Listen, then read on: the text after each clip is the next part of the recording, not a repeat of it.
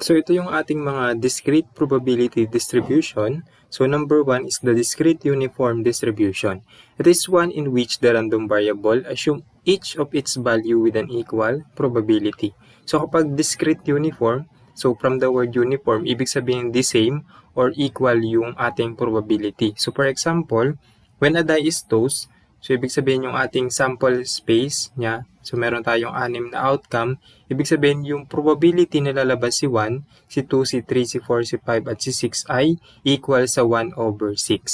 So yun yung isang best example ng discrete uniform distribution. And another, when a coin is flipped, so yung ating outcome, meron tayong dalawa, head and tail. So ibig sabihin yung probability na lalabas si head and also lalabas si tail ay the same or equal to 1/2 or 0.5. So, ganun lang kadali yung discrete uniform, meaning equal yung ating probability. The next distribution is the binomial distribution. It is an experiment often consists of repeated trial, which with two possible outcomes that may be labeled success and failure. So, from the word by, ibig sabihin two possible outcome. So, ang example natin dito is yung testing of item. So, di ba pag nag-test tayo ng item, it's either defective or non-defective. Then also, experiment of tossing a coin. So, pwedeng head or tail yung ating maging outcome. So, in the given experiment, the repeated trials are independent and the probability of success remain constant from trial to trial. So, the process is called the Bernoulli process and each trial is called the Bernoulli trial.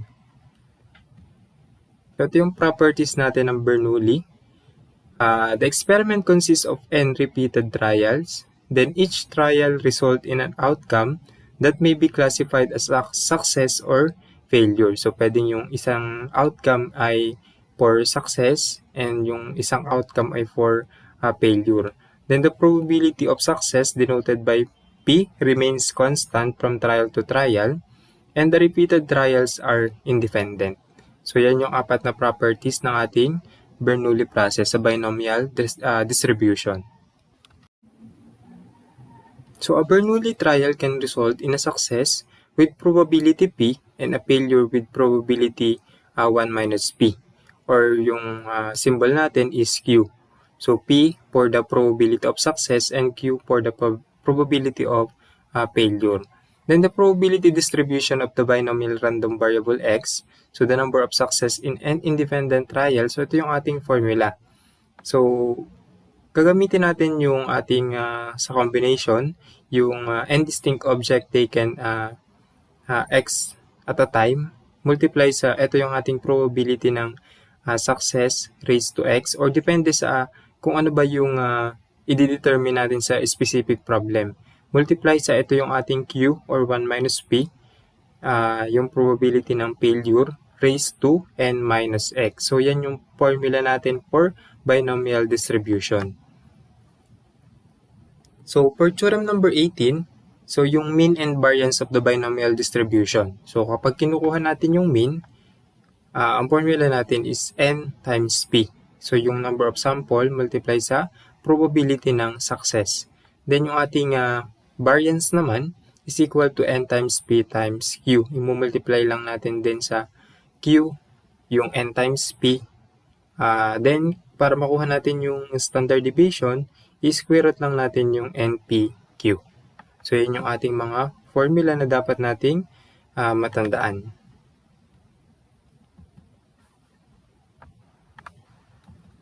So, proceed tayo sa example. So, the probability that a leather glove will not crack in a Smaso test is 0.7. So, find the probability that exactly 2 of the next 4 gloves tested will not crack.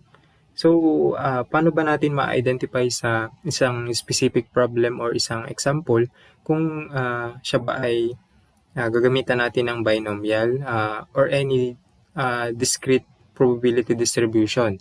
So, ang gagawin natin, i-check natin kung dalawa ba yung ating possible outcome. So, syempre, kapag binomial, may given ka na probability ng success and failure and also yung and also yung hinahanap natin or i-determine. So sabi dito, may probability na yung leather glove will not crack na 0.7. Meaning, yung probability na it will crack ay 0.3. Then, yung ating N, meron tayong 4 gloves. Then, ang i-determine natin ay exactly 2. So, balikan natin yung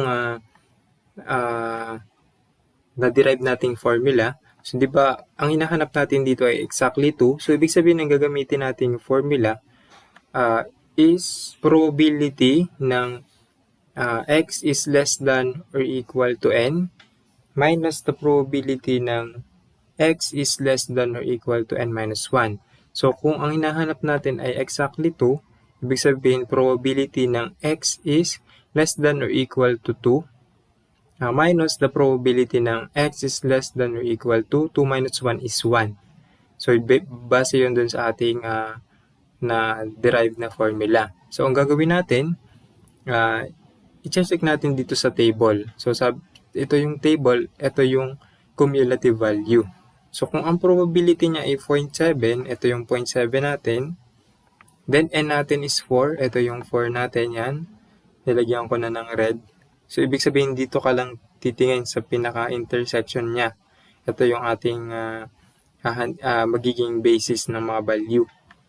So, since exactly 2 ang probability natin, tingnan natin yung 2. So, 0.3483. So, since ito ay cumulative, itong 0.3483, ito ay probability na less than or equal to 2. Kasi nga, cumulative value yung ating nasa table. Then, yung 0.0837, so yan naman yung value ng less than or equal to 1. So, para makuha natin yung exactly, pagsusubtrayan natin itong dalawa. So, 0.3483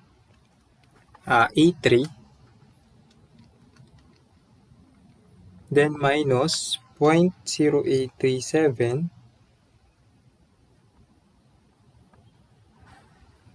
is equal to 0.2646. So, yun yung ating probability that the leather glove will not crack. So, 26.46%. So, gamitin natin yung formula ng binomial distribution. N distinct object taken x at a time multiply sa probability ng success raised to x multiply sa probability ng failure raised to n minus x. So, ang ating magiging n dito is 4. Ang x natin ay 2. So, 4C2. So, sa calculator. Then, i-multiply natin. Ang probability natin ng success is 0.7. So, 0.7 raised to, ano ba ang ating x? Ang x natin ay 2. So, 0.7 raised to 2 multiply sa, ang probability natin ng failure o yung will crack is 0.3 kasi nga ang will not crack is 0.7. So, 0.3, then i-raise natin sa n minus x. Ang n natin is 4, ang x natin is 2, so 4 minus 2. Then, lalabas dyan. So, kapag in-equal nyo sa calculator, na same lang, na 26.46 or 0.2646 yung probability. So, pwede kayong gumamit ng calculator or pwede naman kayong gumamit ng table. Ang table nandun sa ebook na sinend ko sa Google Classroom. So, kapag table, ito yung ating gagawin, 0.3483 minus 0.037 kasi nga ang hinahanap natin ay exactly. Then, kapag naman na sa calculator, so yung formula. So, yung formula, magagamit mo lang kapag exactly, pero kapag mga less than, greater than, mahirapan ka ng kunin yung value gamit yung formula. So, merong technique na kailangan gamitin. So, yun, for number 1, ang answer natin is 26.46%.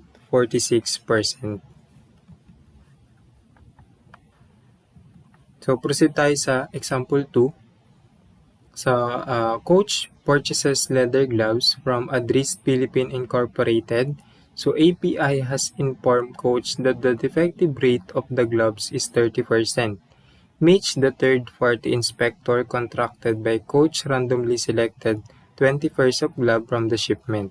So what is the probability that there will be at least one defective item among these 20 pairs? So ito ay binomial distribution. Ang gagawin, ang mas madaling technique, alamin nyo muna kung ano ba yung hinahanap dun sa problem. So sabi dito, what is the probability that there will be at least one defective? So tandaan nyo na yung mga gantong mga part kasi dito nakakalito yung mga sa at least, at most, mga fewer, halimbawa. So kapag at least 1, ibig sabihin pinakamababa na yung 1.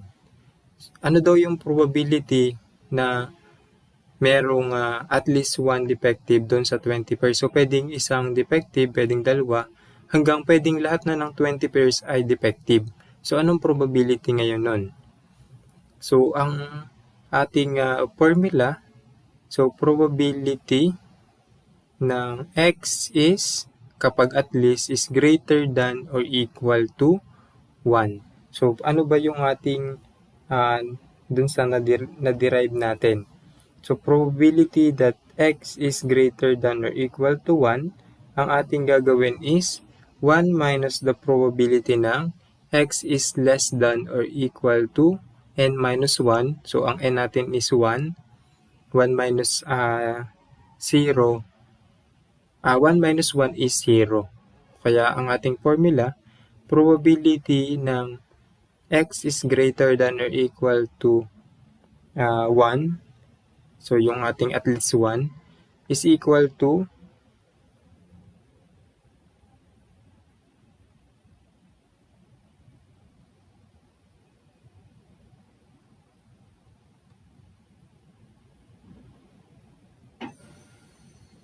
is equal to 1 minus probability ng x is less than or equal to 0. So, i-check natin sa table. Ito yung 0.3 yung probability natin ng success. Then, ito yung n natin, 20. So, i-check lang natin ang value. Ang value natin ng 0 ay 0.0008. So, 1 minus 0.0008, yun yung probability na at least one defective item na meron dun sa 20 pairs. So, kunin natin 1 minus 0.0008 is 0.9992. So, yun yung ating probability. So, paano naman kapag sa calcu? Pag gantong greater than or equal to 1. So, ang gagawin nyo lang, sundan nyo lang yung sasabihin ko. So, kuha kayo ng calculator. Then, shift log. Yung log ay yung baba ng on na key. So, lalabas dyan yung summation. Then, ilalagay yung value dapat ng x. Ganyan, ganyan. So, ang gagawin nyo muna shift log. Then, open parenthesis. Then, ilalagay natin yung sa combination, yung n-distinct object taken x at a time or r at a time. So, meron tayong 20 na n. 20, i-input nyo yung 20. Then, shift divide yung symbol ng combination. Tapos, alpha x, since at least 1, pwedeng 1, 2, 3, 4, 5, 6 hanggang 20, ang ilalagay natin ay alpha x kasi hindi pa natin alam kung ano ba yung value ng x. Parang kukunin natin yung summation kasi 1 to 20 yung hinahanapan natin ng probability. Then, close parenthesis, then open parenthesis, ilagay natin yung probability 0.3. Ito yung 0.3. Then, close parenthesis, erase natin sa x or yung alpha x. So, ibig sabihin 0.3, close parenthesis, raised to alpha x. Then, open parenthesis ulit, yung 1 minus 0.3 is 0.7.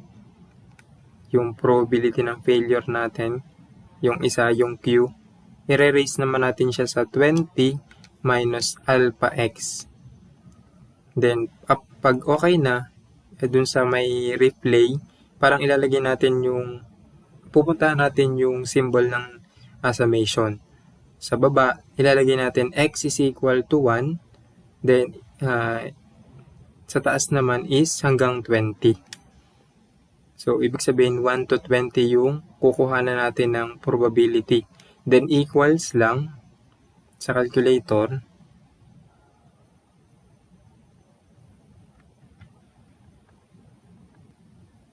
So, yan. Lalabas dyan na ang probability is 0.9992.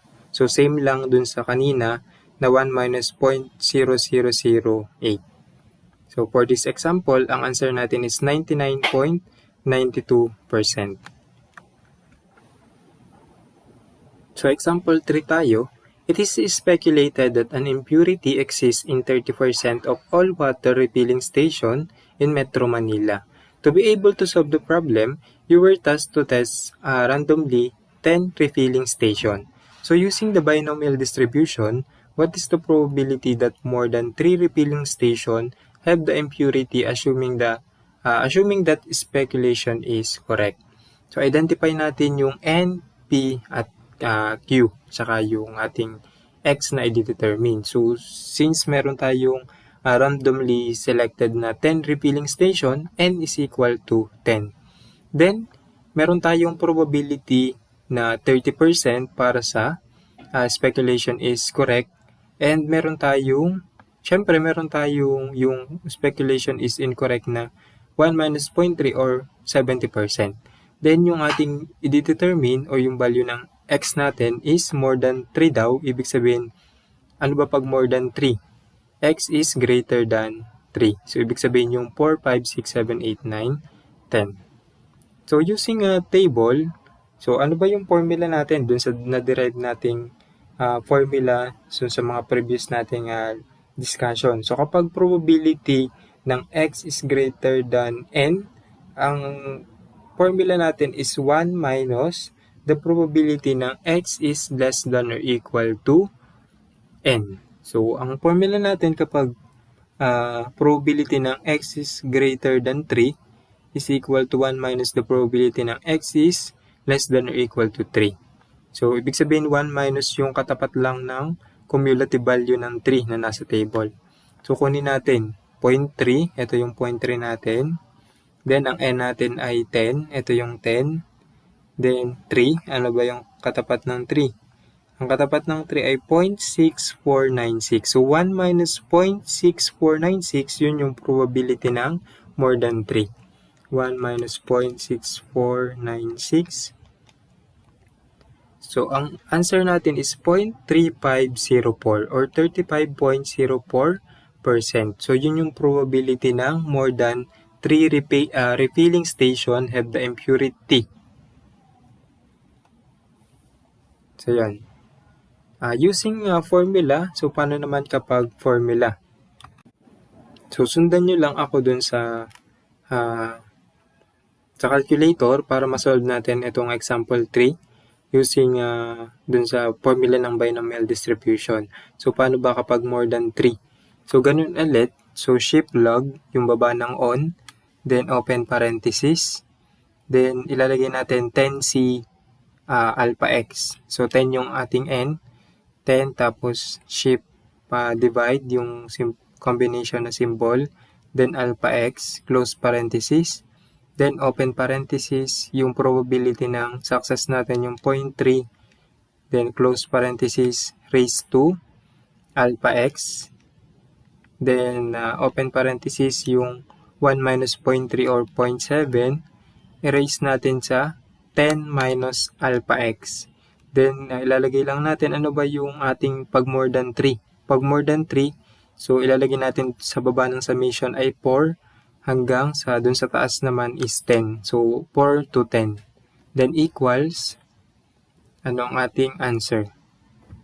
So, lalabas dyan is 0.3504 or 35.04%. So, same lang yung pagsusolve sa calculator at pagsusolve using pagtingin sa table. So sana maintindihan nyo yung parehas, yung table at saka yung sa calculator. Pero pag mga sa exam naman, pwedeng sa calculator na lang. Pero tinuro ko na lang din yung paggamit ng table. Ito ay nasa, yung table natin, lahat ng mga table sa probability distribution ay nasa likod ng ebook. I-check nyo na lang. So, proceed tayo sa example number 4. The recent storm Marine caused a lot of people to get infected with the disease. So, doctor estimate that a person who got infected with the disease can recover with a probability of 40%. If 15 people from a certain barangay in QC are known to have been infected with the disease, what is the probability that from 3 to 8 survive? Use table A.1 to estimate the probability. So, meron tayong N na 15. So, ito yon. Nakalagay naman dito sa presentation na N is 15. Then, ang probability is 0.4. Yan. Dito ka kukuha ng value. Then, sabi ay 3 to 8. So, paano pag 3 to 8? Paano natin, anong formula ang gagamitin natin? So, kapag 3 to 8 sa table, titingnan nyo lang yung value ng 8. Ang value ng 8 natin is 0.9050. Then, ima-minus lang natin yung value ng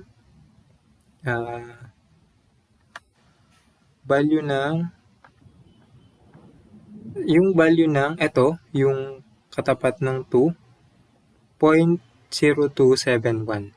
Hindi yung sa 3. Kasi kapag 3 to 8, ang formula natin is probability ng x is less than or equal to 8 minus the probability ng x is less than or equal to 2. Maminusan natin yung 3 ng 1. Kaya 0.9050 minus 0.0271. So kapag kinalcule natin, ang sagot is 0.8779 or 87.79%. So yun yung probability na from 3 to 8 survive. So using calculator naman, so shift log ulit, then open parenthesis, 15, shift divide alpha x, close parenthesis, open parenthesis, 0.4, close parenthesis, raised to alpha x, then open parenthesis, 0.6 raised to 15 minus alpha x. So, ang hinahanap natin ay probability ng 3 to 8. So, ilalagay natin sa baba ng summation 3 up to 8. So, equals. So, lalabas dyan is 0.8778 or 87.78 or 79%. So, medyo may discrepancy lang sa decimal. Pero, same pa rin naman ng probability. So, yon yung sagot natin, 87.78%. So, yun yung answer for this example. So, okay na tayo sa binomial distribution, yung pagkuha natin ng probability.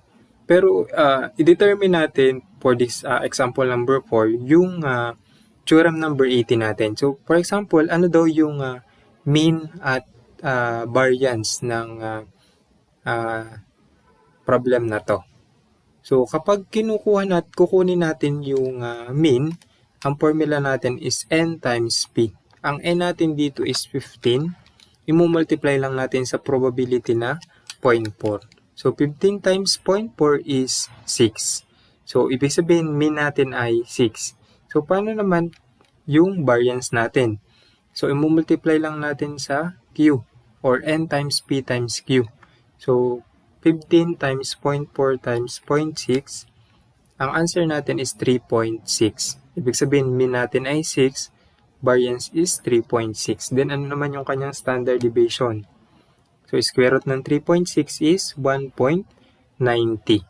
So, yun yung ating theorem number 18. Mean is equal to 6, na ang formula natin n times p. Then, ang variance natin is n times p times q. And ang standard deviation natin is square root ng n times p times q. So, madali lang naman yung pagkuha ng mean at variance kapag gantong mga binomial distribution. So, meron naman tayong formula. Isa-substitute lang natin yung value. So, dito sa example number 4, bibigyan ko lang ng another example. So, paano halimbawa, tinanong, halimbawa ay,